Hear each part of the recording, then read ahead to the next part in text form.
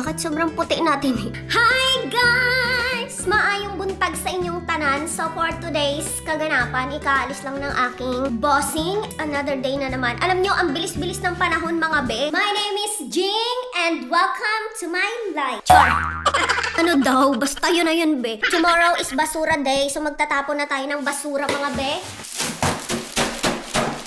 Nothing special sa buhay natin mga be. Oh my goodness, sobrang warm. Ay, ang lamig be. Hindi siya sobrang lamig, malamig lang ng very light. Pero tingnan nyo mga be, oh. Para akong nasa ano be. So mga be, dito ako nagtatapon ng basura.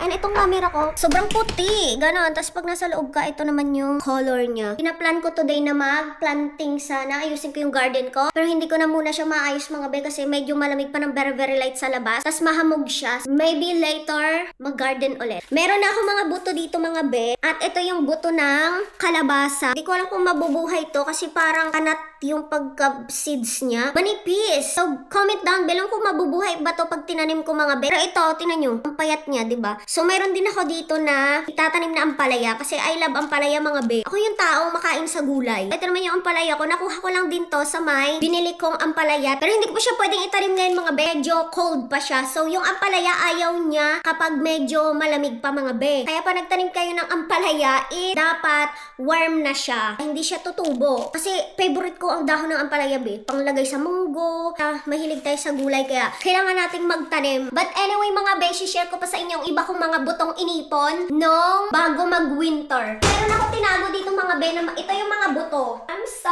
excited. So binalot ko lang siya sa paper towel. Ayan. Tapos, para hindi siya mabulok ba? Kasi one time, na-realize ko, nabulok yung iba kong mga buto kasi hindi ko siya binalot sa paper towel. So kapag may nakuha akong mga buto, ayan o. May ampalaya na naman tayo mga be. Hindi naman to karamihan. Very light lang. Kaunti lang siya. Yan. Sakto lang to sa aking mini garden dun sa labas. Tapos meron din akong saluyot. Nasaan na kaya yung saluyot ko mga be? Ala! Ay! Oh my gosh mga be! Nag-mold yung saluyot ko!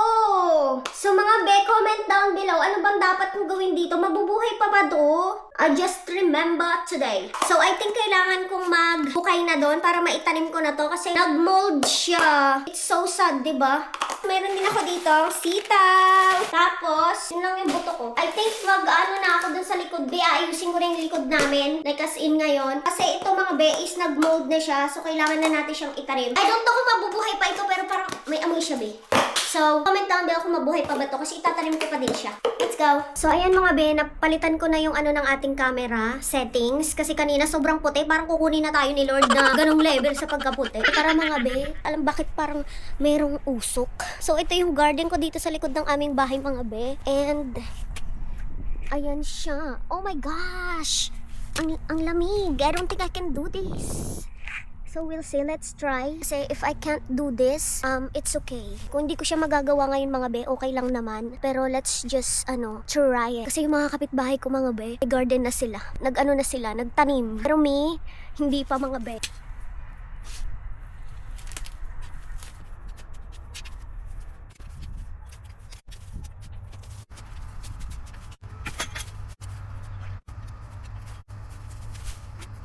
So mga be, ito yung kalagayan ng likod natin. Ayan. So medyo hiningal na ako be. Ayan, nanigas na kasi yung mga damo. Ang hirap na kasi may mga damo na, may mga tumubong ugat. Ang hirap niya nang tanggalin. So that's it for now muna mga be. Kasi ano nyo naman, at least nahalungkay na natin dito banda. Ayan, maliit lang yan be. Ganyan ang aking munting gulayan dito sa gilid ng aming bahay. So ito, papatabas ko pa to kay David kasi ano siya mahirap siyang tabasin. Matigas ba? Kailangan ng Ito yung tinaniman ko ng sitaw. Ayan.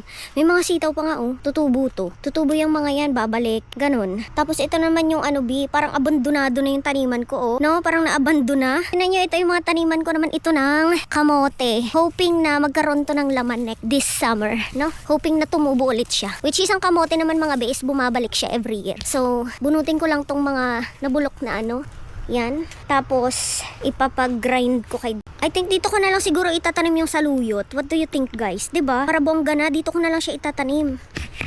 Ayan. Sige, dyan na lang natin itanim, be. Ayan.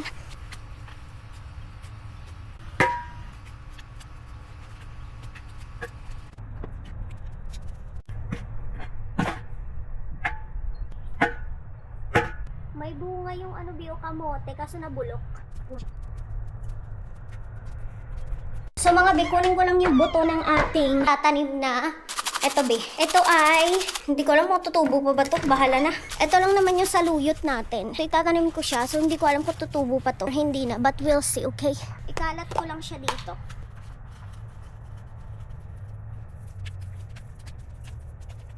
Kailangan takpan din natin kasi baka tukain ng mga ibon. So next na gagawin natin, tatanggalin natin to mga be. At ilalagay natin dito. Yan.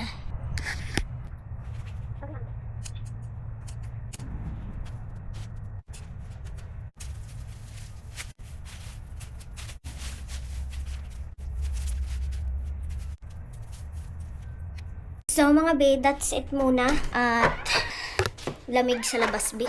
Di kaya ng ating mga laman. So ayan na be, nalinis na natin yung garden natin na medyo madumi kanina. Tapos may tumubong cilantro. Nabunot ko nga yung iba kasi hindi ko alam kasi wala naman akong tanim dyan na cilantro. Siguro sa kanila yan tapos tumubo lang dito. Ayan, ang dami niya. Hanggang dun yan sila be. Hindi ko siya binunot kasi kailangan natin ng cilantro kasi mahal din cilantro kahit papano. At least dito mayroon na tayo. Thanks sa kapitbahay natin nagtatanim. Tapos pag umuulan siguro inaanod papunta dito kaya ayan, kumalat dyan. Ito yung ano natin be. Tinanggal natin doon. Nilagay ko muna dyan kasi may tanim ako dyan na saluyot. Ito naman yung kabila. Gumawa na ako dito ng balag na pagtataniman. Ito, ginawa ko. Inulit ko lang din yung mga dati kong ginamit. Kung hindi na ako bumili ng mga kung ano-ano pa. Dahil ginamit ko lang yung dati nang nakalagay dito. Ayun yung ibang kahoy natin. Aayusin natin yan. Pahinga muna tayo kasi nagugutom na ako mga be. Kung alam nyo lang, sobrang fulfilling na makatapos ako ng garden ko. Nalinis ko na mga be. Ang dami kong nagawa for today's video. Pero ang hugasin ko, tambak pa din be. So ito ang sunod kong gagawin. Grinab ko yung opportunity na hindi pa masyadong mainit sa labas. Kaya nag-garden ako mga be kasi kapag mainit na, alam mo naman, ang skin natin kailangan naalagaan natin para, you know, sayang Kojic B. So yun, grinab ko talaga yung opportunity na ang weather is hindi mainit.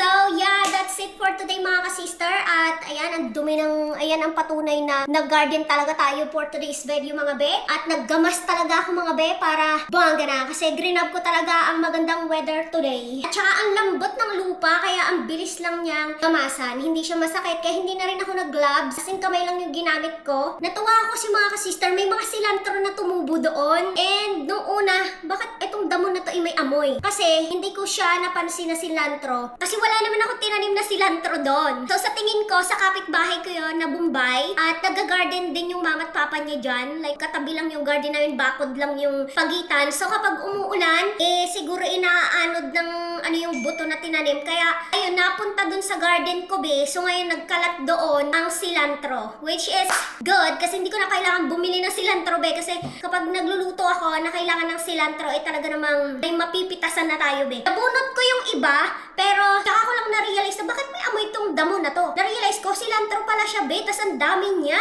Kasi yung damo din doon sa garden ko ay sobrang matataas na ganyan. So hindi mo siya mapapansin na mayroon pala dong cilantro. So ganun lang ako ng ganun. Tapos may nabunot akong 3 peraso ata na puno. Sabi ko, bakit may amoy? Yung pala cilantro be. Wala lang, na-share ko lang. I'm so excited for my life. I'm excited for the gardening time ngayong summer kasi hindi na natin kailangan bumili ng gulay. Pero nagtanim na ako dun guys ng kalabasa para dumahon na siya, bumunga, tumubo na agad siya, you know. Kasi last year late na ako nagtanim ng kalabasa. So yung mga bunga niya naabutan ng winter, wala, nasira siya be, sayang. So ngayon, inerlihan ko kasi ang kalabasa ay hindi naman sensitive sa malamig na weather and kaya-kaya yung ganitong klaseng weather ng panahon. So inuna kong tinanim yung kalabasa at saka yung saluyot. And yun, I'm excited kasi favorite ko guys ang bulaklak ng kalabasa na ulam. Alam niyo yan. Abangan niyo yan sa mga vlog ko pang darating. Yun lang. Bye! Have a nice day everybody.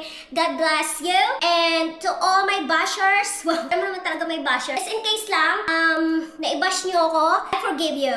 Good luck! I love you all, and I'm mabuhay. Charot!